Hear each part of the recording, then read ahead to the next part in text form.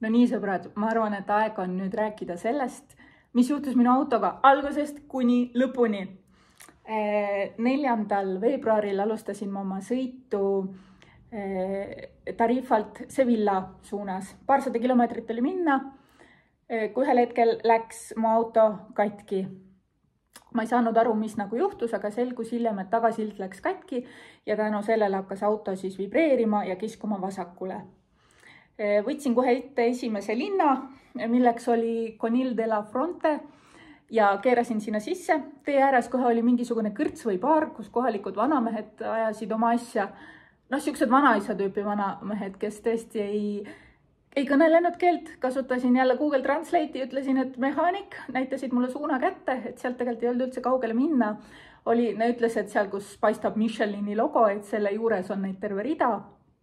Läksin sinna, aga kuna oli nädalavahetus, siis midagi ei toimunud ja pidin ootama esmaspäeva.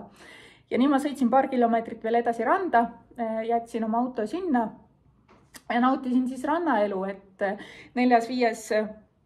veebruari ilm oli siin väga ilus, et kannatas isegi rannas olla kohe nagu päevitada. Ja 6. siis läksin otsima automehaanikut. Ma käisin 5. kohas. Ja teine koht, kuhu ma olin läinud teisena, siis võttis auto töösse. Et kõigepealt 4 kohta saatsid mul üldse pikalt ja siis teine koht ütles, et nad hakkavad otsima tagavara osa. Tegid minu autopassist koopia ja siis sel ajal, kui nemad seal otsisid, mina mõtlesin, et mina otsin ka veel autoparandusi, et ei jää sinna ukse taha lihtsalt ootama. Aga kui ma olin teel juba 6. kohta, siis nad olid mulle saatnud sõnumi, et tagavara osa on leitud ja see maksab 200 eurot. Sõitsin siis ilusasti kohale, andsin neile 200 sulas ja siis nemad ütlesid, et see osa tuleb, mis nad seal ütlesid, toona oli siis 6, nad ütlesid, et kas mingi 8-9-10, et sama nädala jooksul tuleb. Varuosa tuli Madridist. Madrid ja Conil de la Fronte, nende vahe on palju sadasid kilomeetreid.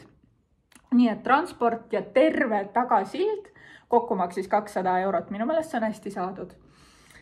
Ja siis ma ootasin ja mulle öeldi, et et auto arvatavasti on valmis 13, 14, 15 kuskil seal. Läksin siis 14. kohale, et olin nädal aega Airbnb's korteris. Ja kui ma kohale läksin, siis selgus, et mu autoga ei ole mitte midagi tehtud. Et auto ikka seisis seal ja varuosa seisis ka. Ja kuna ma rohkem Airbnb'd ei tahtnud võtta rahalistel põhjustel, siis otsustasin, et ma siis olen autos nii kaua, magan autos, kuni auto korda tehakse. Ja siis oligi niiviisi, et mitu päeva veetsin seal töökoja ümbruses ringe tehes ja raamatuid lugedes. Et ilmad olid täitsa toredad, tuul oli kõva, aga oli päikest ja oli suht-koht soe. Nii et 14. ma siis kolisin Airbnb'st tagasi oma autosse, mis oli pargitud töökoja ette ja 16. siis tehti mu auto korda. 15. muudkui lubati, et jah, et homme või täna peale seda aega, aga mitte midagi ei toimunud. See koht oli selline täielik industriaalkoht, et seal oli palju autoparandusi, palju angaare, kus siis midagi toimus, et kohati olid seal ka mingid laste mängumaad ja veterinaar ja cateringi firmad ja ehitusfirmad. Et angaarid kuu sisse siis oli tehtud mida iganes, täiesti mida iganes. Et kes oli teinud autotöökoja, kes oli teinud laste mängumaa, kes oli teinud koha, kus saab pidada pidu, koos toitlustusega, et täiesti seinast seina.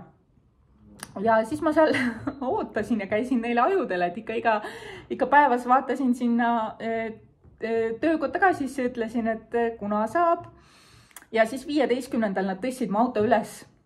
Ja minul oli muidugi rõõm juba suur, et nüüd läheb asjaks, aga tegelikult asjaks ei läinud. Tegelikult nad vaatasid, et kas varuosa sobib ja tegid mingi proovipuurimise, et kas seal on nagu metalli, mille külge seda kinnitada. Ütlesid, et just kui kõik on okei, aga nad ei ole ikka päris kindlad, et osa sobib kindlasti, aga nagu kinnitamise osas.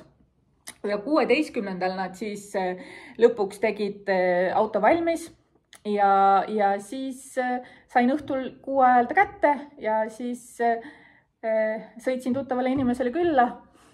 Siin ma nüüd olen, et sain siin mõnusalt käia duši all ja magada peatäie ja nautida head seltskonda ja nüüd minu teekond täna siit siis, kui täna on 17. veebruar, et minu teekond täna siis siit ka jätkub. Tähelepanuväärne, mis jäi seal töökodade piirkonnas silma, see oli nagu kohe niiviisi plokk või linna, väike nii-öelda linnaosa, et seal oli ikka mingi 3 pikka tänavat, kus siis olid angaarid, kus siis midagi toimus. Mis mind üllatas hispaanlaste töökultuur, et nii kui kell kukub, nii ka tööriist kukub. Ma olin sellist asja näinud enne Taanis. Ja siis mulle juba tundus see väga siuke kummaline ja hispaanlastelt ma ei osanud seda üldse oodata, et see oli jällegi üllatus ja seal selles piirkonnas oli kohe päris vahva vaadata, et neil oli siis nii-öelda teatud kellaajad, kuna läks asjaks, et hommikul need kohad kõik avasid seal ennast 8 paiku, mõni natuke enne, mõni natuke peale. Siis 10-11 vahel oli esimene paus ja siis kell 2 jooksis see kvartal lihtsalt tühjaks. Kõik läksid kuhugi ära paariks tunniks, kas pooleteiseks või 2 tunniks, et tänavad olid lihtsalt autodest tühjad, angaarid kõik läksid kolksuga uksed kinni ja nägemist ja siis kuskil kell 4:30 hakkas elu uuesti pihta. Ja siis töötati ka täpselt nii kaua, kui seal autotöökojas tööpäev siis kestis, see teine nii-öelda vahetus kestis siis kella 7-ni ja siis oli ka nii, kui see kell 7 kukkus, oli kohe ikka nägemist, et seal ei olnud 7:05 või päeval 2:03 või et see oli ikka nagu sekundi pealt. Et jah, mis oli nagu väga huvitav. Ja minus tekitas see hästi palju küsimusi, et siin sai ka vesteldud ja päritud sellel teemal, et miks see nagu nii on. Ja siis seletatigi, et niisugustes suurtes maades ja kapitalistlikes maades, et miks see töötaja peab tegema tööd kauem, mida see temale annab, et see, kui sinu tööpäev lõpeb, ütleme kell 5, aga kui sa lähed ära 5:10, 5:05, täna 5:10, homme 5:15 ja iga päev natukene üle 5 päeva nädalas, siis tegelikult kokku sa teed nädalas vähemalt tund või enam rohkem tööd, mida ei tasustata. Et mis kasu sina sellest personaalselt nagu saad? Et see 15 minutit tundub nagu mitte midagi, aga võtad nagu terve nädal, siis on juba tund või veel enam, on ju, ja sellega juba saaks midagi ju teha. Et ma ei tea, kas lähed jalutama, lähed kinno, lähed trenni, lihtsalt muljutad selle aja maha, loed head raamatut. Et ma hakkasin mõtlema, et niisugune mentaliteet peaks tegelikult Eestisse ka nagu jõudma, et ei pea töötama rohkem, kui selle eest nagu mitte midagi ei saa ja kui see ka nagu mitte midagi ei anna. Sest ega tööjänes oled, ta lihtsalt ei jookse eest.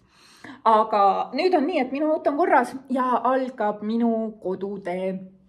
Et see, kui auto kätte katki läks, see tegelikult tegi mul natuke olemist ka vedelaks. Sest ega mul plaan B-d ei olnud, minu pangaarvel ei olnud plaan B-d. Ütleme siis nii, et mul ikka küsiti, et aga sul on ju siiski plaan B, on ju. Mõtlesin, mis plaan B? Auto tuleb korda teha, see ongi terve tähestik plaane. Et minul võib ju igasugu plaane olla, aga kui mu pangaarvel konkreetselt seda plaani katvat osa ei ole, siis ei ole mitte midagi teha. Et jah, aga olukord siiski lahenes, auto sai korda ja nüüd ma alustangi tagasiteed. Mul on siit sõita piirini päris 1000 kilomeetrit ei ole, et ma lähen tagasi samamoodi Hispaania, Prantsusmaa, Saksamaa, Poola, Leedu, Läti, Eesti. Lähen täpselt sama teed pidi. Et jälle ilma nende tolli teede eest maksmata. Ja kui Eestist Hispaania piirini sõitmine võttis mul 4 päeva, siis ma arvan, et nüüd läheb umbes 5. Samas juba on natuke rohkem valget aega, et mine jälle tea. Et ma arvan, et ma eriti peatusi ei tee, vaid ma kütan ühe hooga, sest see, kui auto katki läks, natuke ehmatas mind ära. Ja ma tegelikult tahaksin, et see veermiku osa nagu, seal on esiosal on autol on mingisugused katted, mingi metall on seal all, ma ei tea, põhjakaitse või mis asi see on. Ja siis seal tagapool on ka mingi plasmass nagu katte, et ma ei näe, mis seal all toimub. Et ma tegelikult tahaks, et need katted eemaldataks ja vaadatakse, mis seal all toimub. Ja siis ma nägin ka, et küljekarbid roostetavad, aga seal ei ole läbivat roostet, et ma tahaks aru saada, et kui paha see on, kas ma peaksin muretsema ja kas ma peaksin tegema seda mis on see põhja katmist, et kas seda tuleks teha nagu nüüd, et kaitsta teda soola ja kõige pläusti eest või lükata see sügisesse, et kuidas on nagu mõistlikum. Mulle endale tundub, et võiks ju ka sügisel toimuda, aga vaatame. Et ma tahaks, et kõik see veermiku osa vaadataks üle ja ma ise tahan veel selle autoga reisida ja sõita, et mulle ei meeldi üldse mõte, et ma peaksin mingisugust uut autot ostma, sest kui ma ostaksin uue auto, ma ostaksin ikkagi Golfi, aga ma ostaksin ta uuema. Et võiks olla mingisugune mitte üle 10 aasta vana ja mulle hullult meeldiks, kui igasugused nupud oleksid rooli peal. Noh, ma mõtlen just see püsikiiruse hoidja, et ta ei oleks kangina, vaid et ta oleks rooli peal ja võib-olla, et ka kliimaseade oleks autos. Et minule Golf sobib oma mõõtmetelt, ta sobib mulle oma kütuse kulu poolest, et ma ei ole kordagi tundnud, et mu auto on liiga suur või liiga väike ja ma ei saa näiteks midagi ära transatud või midagi ära tehtud. Et mul ei ole vaja rohkem. Kodus on tegelikult ka üks maastur, mis ootab tegemist, aga sellest me räägime siis, kui ma jõuan koju. Et kes on minu kanalil natukene põhjalikumalt ringi vaadanud, see tegelikult on näinud, et seal on Land Roveri, vist on 2 videot või 3. Otsige need üles, see on ka eraldi kategoorias, et siis saate teada, mis loom mul veel kodus on. See on minu mõistes päris uhke auto või see on nagu nii isane auto, kui üldse saab olla. Ma lihtsalt täiega kaifin selle roolis olemist, sest see on nagu nii vau.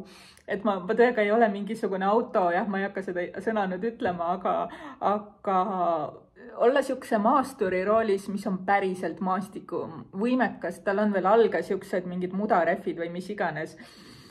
Öeldakse vist mudarehvid, millega ma võin minna ka sinna, kus päriselt teed ei ole. Et noh, see lihtsalt on nii kaif.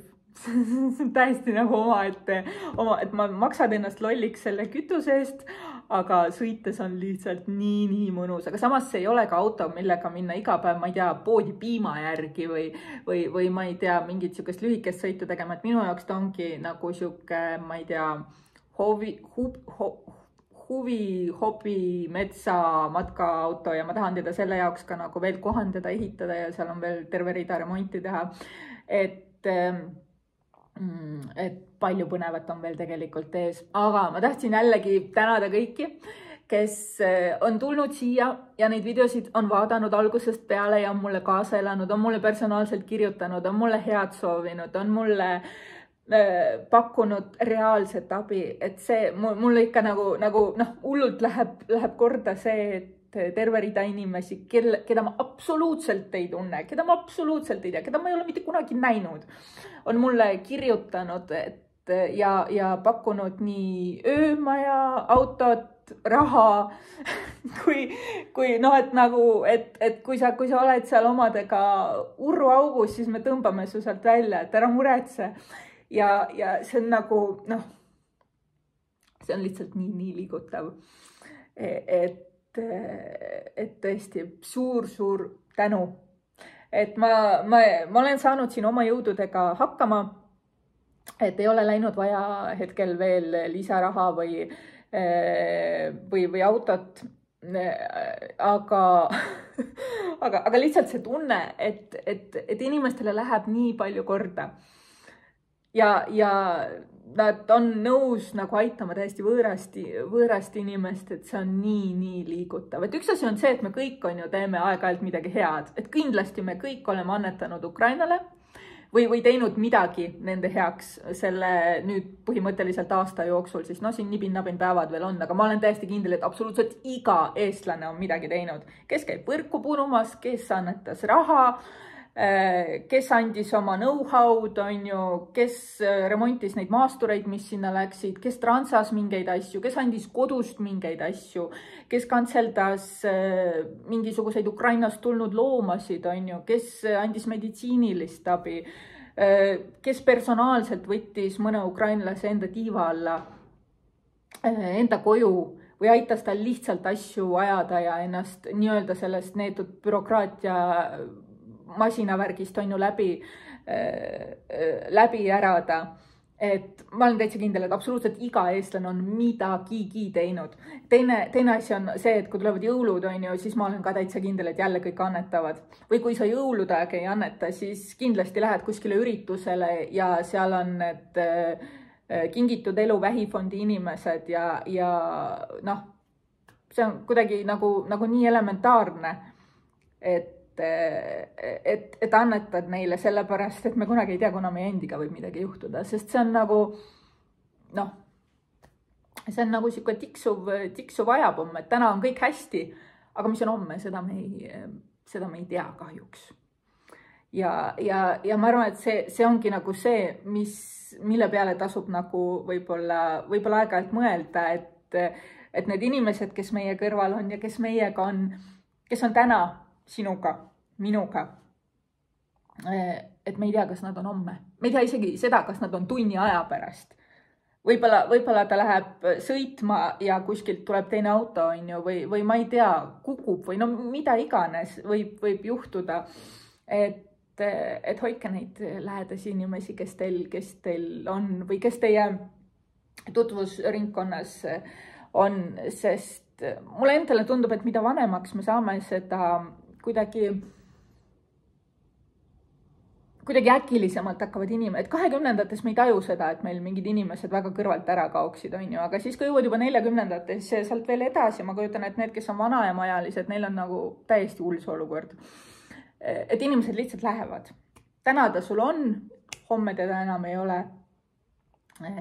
Et jah, aga nüüd ma kaldusin täiesti teemast kõrvale. Igatahes lihtsalt hoidke ja hoolige ja see on tõeliselt hea tunne, kui oled raskes olukorras ja sa tead, et kuskil on nii-öelda päästerõngas. Vahet ei ole, kas oled selles olukorras ise süüdi, nagu mina on ju, ma oleks pidanud enne laskma oma auto aluse üle vaadata, see, et ma ise nagu kindel olin, see ei loe, et minu viga oli see. Et jah, ma teen kindlasti veel postituse sellest, kuidas ma tagasi sõidan, kui palju kütus maksab ja kindlasti ühe siukse, mis kõik maksma läks ja mis kõik toimis, mis on plussid, mis on miinused, et võib-olla mõni hull tahab veel niiviisi teha, on ju, et siis teaks nagu millega võib-olla arvestada. Üks üllatus, mis mulle siin reisil on olnud, et ma ei tea, kuidas minul on just niimoodi juhtunud, et ma põrkan kogu aeg Hispaanias inimestega kokku, kes ei kõnele inglise keelt.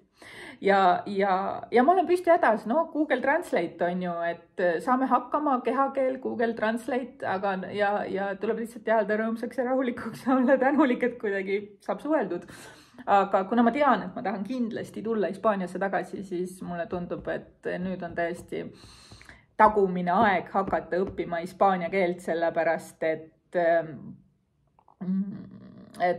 lihtsalt nendest viisakusväljenditest tere, head aega, aitäh, tegelikult jääb väheks, et võiks õppida natukene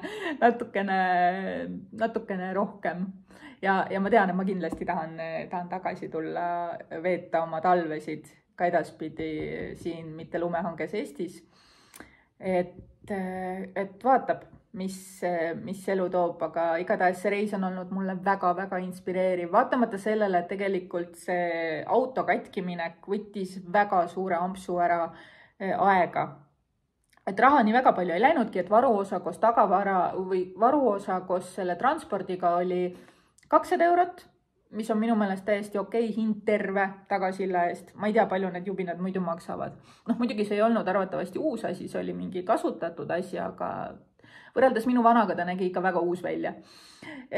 Ja selle allapanemine maksis tegelikult 150 €, nii et kokku 350. Aga kuna ma olin väsinud ja ma ei viitsinud minna otsima pangaautomaati, sest seal samas ümbruskonnas ei olnud, ma oleks pidanud sõitma linna, vaatama siis seal, et kus ma nagu parkida saan ja kus see automaat on ja ma tol hetkel mul oli nagu paigal passimisest nii villand, et ma tahtsin lihtsalt go, suva kuhu, peaasi, et minema, peaasi, et saab sõita mõned tunnid nii-öelda kodu suunas. Et siis ma maksin pangakaardiga ja mis nemad teevad kavalalt. Kui sa maksad pangakaardiga, siis sa maksad 30 € rohkem. Et see on kohe nagu see, et paneb on ju mõtlema, et kas maksta sulas või mitte. Nii, et siis allapanek läks minul mitte 150, vaid 180 ja kõik kokku. Jubin, töö, transa läks 380 ja kõik see võttis aega 6. veebruarist kuni 16. Sest 4.–5. oli laupäev, pühapäev, siis ma veel ei saanud ühegi töökoja juurde, seda ma nagu ei arvesta. Ehk siis 4. sisuliselt kuni 16. olin mina paikne Conil de la Frontes. Ilus väike linn, aga seal ei ole mitte midagi teha üle maksimum 2 päeva. Võib-olla suvel, kui võib lihtsalt rannas vedeleda. no siis ka nagu väga palju ei viitsi, et palju sa seal ikka vedeled, 1-2 päeva vedeled, siis tahaks juba nagu kuidagi kultuursem olla või kuidagi edasi liikuda. Et sellest ajast, mis ma seal veetsin, on mul tegelikult kahju, kuna mul olid hoopis teised plaanid. Aga jällegi see, et midagi läks tuksi, on mind toonud siia ilusasse majja, kus ma praegu olen. Ma kohtusin 2 väga toreda inimesega. Ja ma arvan, et see oli ka midagi väärt. Et see väga tore oli rääkida sükest mõnusat juttu veini kõrvale, et väga vahva oli. Et iga halb asi on ka millegiks hea, kohtad uusi inimesi ja võib-olla ka see, et õpid on ju midagi, et elus igast asjast, mis nagu nihu läheb, et kui alguses tundub, et kõik on täiesti pekkis, siis see pekkis olek mõne aja pärast keerab ennast kuidagi, miinus keerab ennast kuidagi moodi plussiks. Et võib-olla seda teinekord on vaja rohkem distantsi, rohkem aega vahele, et nagu saada aru, mille jaoks see jama nüüd just praegu hea oli, on ju. Et tegelikult läks kõik hästi. Mu auto läks katki põhimõtteliselt ühe linna juures. Ta oleks võinud minna katki ka niiviisi, et ma sõidan kuskil mägiteedel, kus ei ole isegi võimalust, kus on pikad tõusud, pikad laskumised, kus ei ole isegi võimalust tee kõrvale tõmmata või see tee kõrvale tõmbamise moment on jumal teab kuna või liiga kaugel, on ju, võib-olla maks tõusul olnud või mis iganes. Et kui seal oleks nagu kapitaalselt midagi katki läinud niiviisi, et ongi katki, niiviisi, et sõita enam ei saa, vot siis oleks olnud jama, et tegelikult on meeletult vedanud, et jah, ma võin natuke kiruda, et ma olin 4. kuni 16. ühes linnakeses, kus väga midagi ei toimunud, aga ma sain suhelda oma sõpradega, kuna Airbnb's oli wifi ja ma ei pidanud ennast lolliks maksma interneti eest, et siis ma sain oma lemmik YouTube'i kanaleid vaadata, siis ma lugesin väga palju raamatuid, et hästi palju novelle ja hästi palju täiesti mõttetuid naistekaid. Aga see oli ka nagu tore tegevus, et võib-olla ei peagi iga reis olema siuke go, et kuna ma tean, et ma tahan tulla tagasi, siis see, mis jäi seekord tegemata, võib-olla selle ma teen ära järgmine kord või võib-olla ülejärgmine kord või sellest ei ole tegelikult nagu mitte midagi ju katki. Et ma sain olla soojas, ma sain päriselt puhata, ma olen näinud nii meeletult palju, et ma ei kahetse absoluutselt mitte midagi. Mul on hinges lihtsalt hästi suur tänutunne, et elu mängis kätte kaardid, et mul oli nii-öelda piisavalt mune visata oma kott autosse ja lihtsalt tõmmata minema ja tulla. Niiviisi, et mul ei olnud arve peal nagu mingeid hullult palju 1000 eurosid, vaid mul oligi nagu nibin-nabin, et peaasi, et vaatame, et kütusele jagub ja eks siis näis, mis selle söögi ja ööbimisega saab. Need mulle tundusid tõesti nagu teisejärgulised, et võib ju natuke paastuda ka, on ju bikiini hooaeg on varsti. Et need asjade pärast ma nagu üldse ei muretsenud, et mul oli põhiline mure oli see, et peaasi, et oleks raha diisli jaoks. Sest kui selle jaoks raha on, siis ju tegelikult näeb kõike. Ja kõik see, mida ma näha tahtsin, sellest ikkagi suur osa, kõva 99% oli ju tasuta. Kõik need linnad, kõik see mõnus loodus, kõik need toredad inimesed, kohalik eluolu. Et sellest ei pea ju tegelikult maksma, et ei pea käima puhkusel olles iga päev väljas söömas. Võib-olla kui iga päev väljas söömas käia, siis see enam ei olegi eriline, siis on lihtsalt see, et sa lähed sööma selleks, et kõht täis saada, on ju. Või ei pea nagu shoppama. Et kuna maailma poodide võrgustikus tegelikult need asjad on ju suht koht samad, on ju, laias laastus, et mida nii väga on hullult vaja. No mitte midagi ei ole, et kõik selle hädapärase saab Eestist ka ja milleks on ju, et inimestel on tegelikult reisimiseks hästi erinevad eesmärgid, et miks keegi üldse reisib ja kuidas reisib ja mul on plaanis sellest ka tegelikult üks vlog teha, sellepärast, et ma olen märganud, kui ma postitasin erinevatesse kohtadesse oma lugu, siis seal aeg-ajalt nagu paaril korral, seda oli küll ainult paaril korral, kus nagu öeldi, et kuule, mille kuradi pärast, et sul endal pole rahagi ja siis sõidad mingi parsaga kuskile Hispaaniasse, et nagu siin on ikka kõik korras, et nagu milleks on ju. Aga ja siis ma nagu jäingi nagu mõtlema, et nagu mis mõttes, võib-olla tegis mind isegi natuke pahaseks siuke suhtumine. Aga siis ma sain aru, et inimesed ongi täitsa nagu erinevad, nende reisikogemus on erinev. nende ootused on erinevad, on ju, et mis sobib ühele, ei pruugi sobida teisele, et selline autoreis on kindlasti askeetlik. Et see kindlasti ei sobi väga paljudele, et võib-olla need inimesed, kes käivad muuseas ka nagu matkamas, kes suudavad olla nagu, ma ei tea, nädal aega näiteks ilma dušita, on ju, et ajad kuidagi muul moel ennast käsid puhtaks, et neile siuke reis sobib. Või et ei söö alati võib-olla täisväärtuslikku toitu või ei söö 3 korda päevas sooja toitu või sellepärast, et näiteks õues sajab ja ei viitsi priimusega mässata, on ju, või on tuuline või oled lihtsalt väsinud ja tahaks kuidagi kiiresti ja mida iganes, pistaks hamba alla ja läheks magama, on ju. Et see on täiesti, kõik on tehtav, et minu põhiline asi, mida ma nagu tahan öelda, on see, et kui te tahate kuskile minna, siis lihtsalt minge, et ärge lükake seda edasi, et see aasta ei saa sellepärast, et kodus on vaja tapeet panna ja ma ei tea, elutuppa oleks vist uut diivanit vaja ja tegelikult oleks ikkagi uut autot ka vaja, et vana autot sobib ka, lihtsalt palun vaadake ta nagu tehniliselt üle. Et veermik oleks korras, et nagu see, mis seal kapoti all oleks korras ja see, mis auto all oleks korras. Ja kui need asjad on nagu korralikult üle vaadatud, siis on kõik hästi. Mis vahet seal on? Keda see huvitab, kas su auto on aastast 99 või 2013, on ju? See on täiesti suva. Et lihtsalt andke minna, sest siuke reis kindlasti on, mida siit mäletada ka hiljem. Ja nüüd ma ise mõtlen, ma juba mõtlen järgmise autoreisi peale ja mõtlen üldse, et huvitav, kas ma üldse kunagi ostan veel pakettreisi või ma nagu kahtlen, nagu tõsiselt kahtlen või kas ma nagu niipea tahan väga kuhugi lennata, kui ma vaatan, mis maailma lennunduses on ju toimub, kus lihtsalt kas inimesed streigivad, firmad canceldavad pileteid, on ju. Kõik võib minna suurepäraselt, aga kõik võib minna ka täiesti metsa ja siis kas saad oma raha tagasi või saad selle näiteks mitme kuu pärast alles tagasi, on ju, aga samas kohe oleks ju vaja saada. Et ma arvan, et mõnda aega mina reisin autoga. See on olnud väga vahva. Aga ma olen nüüd siin jauranud peaaegu 30 minutit, peaaegu pool tundi ja ma panen siia lõppu veel jooksma natukene videosid autoparandusest ja sellest, milline nägi välja minu tagasild. See oli ikka nagu vau. Aitüma, et sa tulid vaatama. Kui sa veel ei jälgi seda kanalit, siis palun hakka seda kanalit jälgima. Mitte, et mina mingi hullult head sisu siin looksin, aga kui sa oled juba tulnud siia mitmendat korda, siis järelikult siin on midagi, mis sulle huvi pakub. Et palun jälgi seda kanalit ja lähme 1000-ni välja. Praegu seal on jälgijaid 500 pudinatega.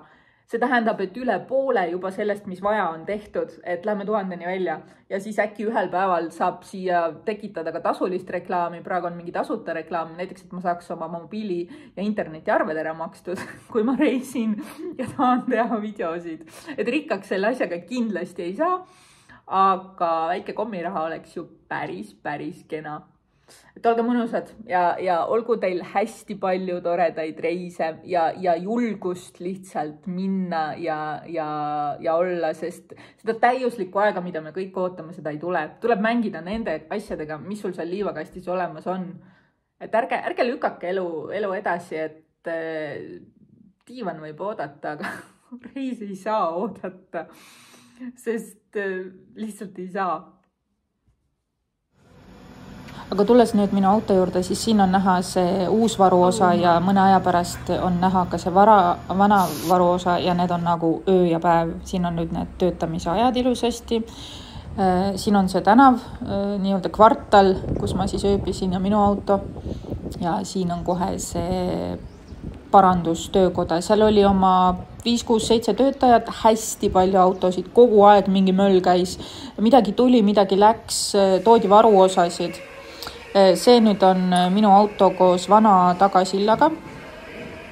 Ja siis ma filmisin, et mis seal üldse all nagu toimib ja kuidas nagu on. Ja see tagasild on ikka väga õnnetukene. Siin on siis nüüd eestpoolt, kuidas auto on. Et ma tahaks, et see kate võetakse maha, et saaks aru, mis seal all on. ja see on nüüd tehtud siis 15. kui ma olin nii õnnelik, et jess, auto pandi üles, et oi, kas nüüd hakkavad kohe edasi tegema.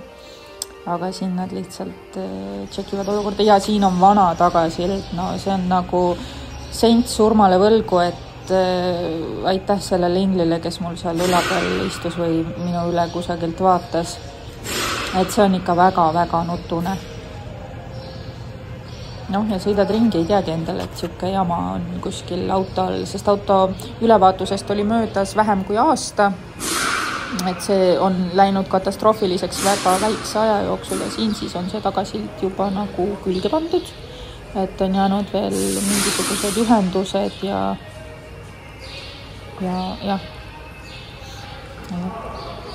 Et ega ma ise sellest väga ei jaga, mis nad seal täpselt nagu teevad.